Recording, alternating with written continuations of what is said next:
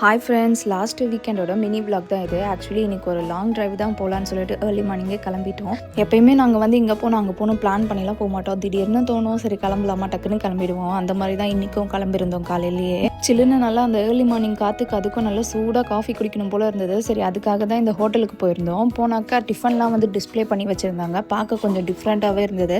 அப்புறம் தான் பார்த்தாக்கா எல்லாமே மில்லட்டில் பண்ணுதுன்னு சொல்லியிருந்தாங்க. ஆக்சுவலி டீ குடிக்கலான்னு சொல்லிட்டு தான் போயிருந்தோம். ஆனால் பாப்பாவும் பசிக்குதுன்னு சொல்லியிருந்தா. ஸோ அதனால் அப்படியே டிஃபனும் முடிச்சிடலான்னு சொல்லிட்டு நான் வந்து பொங்கலும் என் ஹஸ்பண்ட் தோசையும் ஆர்டர் பண்ணியிருந்தோம். பொங்கல் கூட பார்த்தீங்கன்னாக்கா சிறுதானியத்தில் பண்ணதுதான்னு சொல்லியிருந்தாங்க. குழந்தைங்களுக்கு தாராளமாக கொடுக்கலாங்க, அந்த அளவு நீட் அண்ட் க்ளீனாகவும் இருந்துச்சு.